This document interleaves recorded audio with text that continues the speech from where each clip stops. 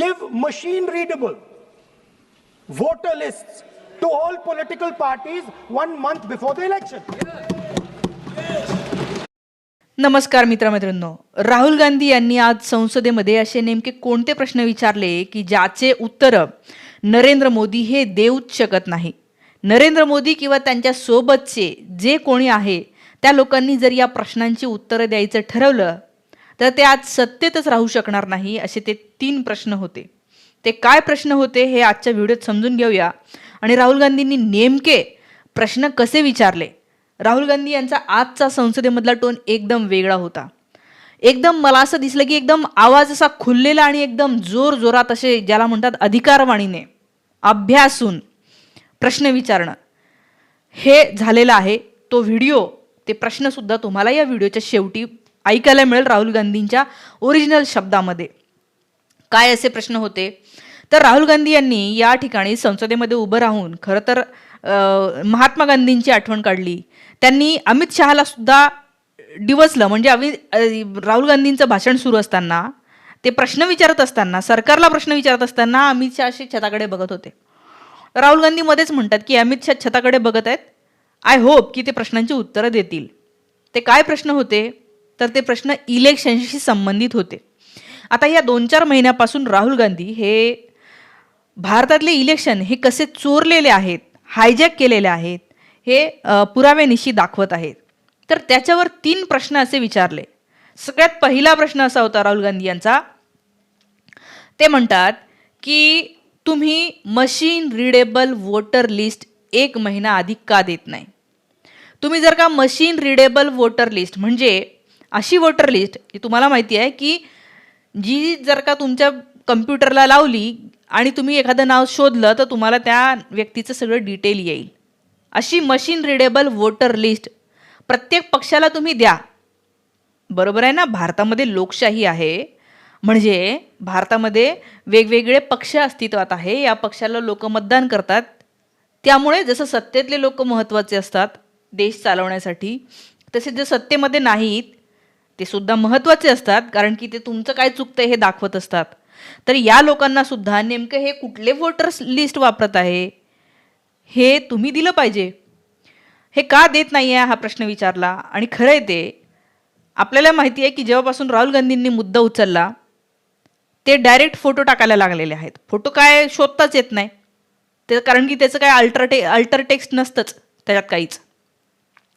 हा प्रश्न होता पहिला. दुसरा प्रश्न असा होता डिसेंबर 2023 मध्ये इलेक्शन कमिशनच्या निवडीचा कायदा का बदलला.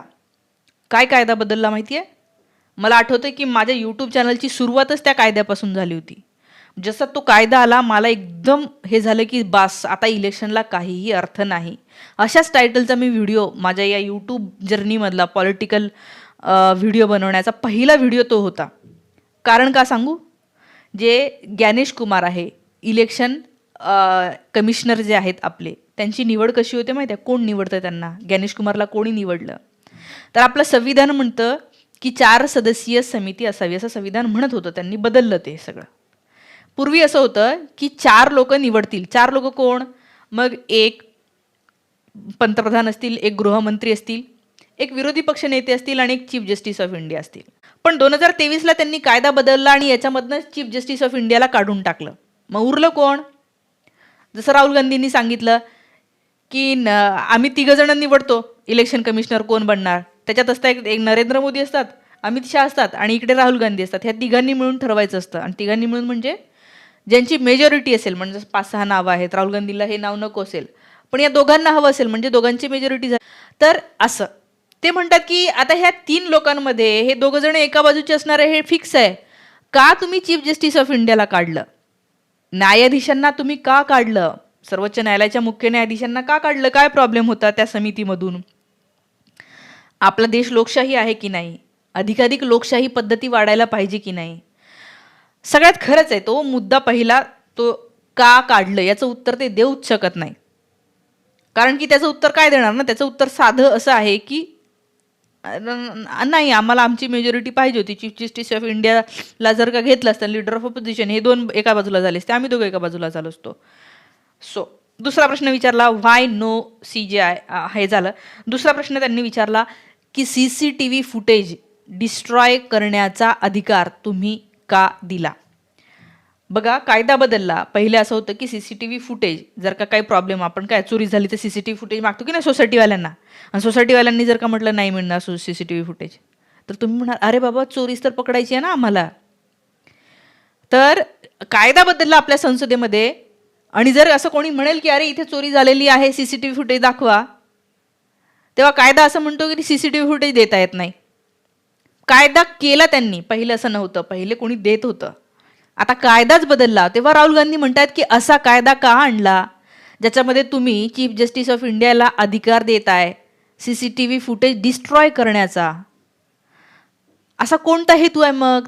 ते हेतू सांगा बरं, की डिस्ट्रॉय केल्याने काय होणार आहे, CCTV फुटेज डिस्ट्रॉय केल्याने असं कोणतं देशाचं भलं होणार आहे, असं कोणाची इज्जत वाचणार आहे, असं कोण तिथे तुम्हाला उघडं नागडं दिसलं असतं की जेणेकरून तुम्हाला CCTV फुटेज दाखवं वाटत नाही आहे. हा दुसरा प्रश्न होता. याचंही उत्तर नरेंद्र मोदी यांनी द्यावं. मला असं वाटतं की आपण सगळ्यांनी त्यांना चॅलेंज करूया आणि मोदी भक्तांना पण हे प्रश्न विचारत जा. CCTV फुटेज डिलीट करण्याचा कायदा का केला?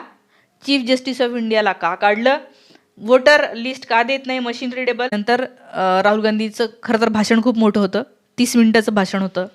त्याच्यामध्ये त्यांनी हे ज्या महत्त्वाच्या इन्स्टिट्यूट्स आहेत, कॉलेजेस आहेत, शाळा आहेत, याच्यामध्ये RSSचे लोक कसे भरले जात आहेत, व्हाईस चान्सलर्स. राहुल गांधी म्हणतात व्हाईस चान्सलर्स मनमानी पद्धतीने RSSशी संबंधित असतील तर भरले जात आहेत. आणि हे का होतं आहे?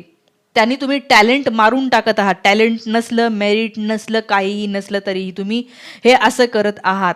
हे सुद्धा आज संसदेमध्ये आवाज आलेला आहे. पूर्ण व्हिडिओ तुम्ही बघून घ्या एकदा राहुल गांधी यांचा. No prime minister has done this in the history of India. In December 2023, this government changed the law. They changed the law to make sure that no election commissioner could be punished for any action they take while they are election commissioner. Yes.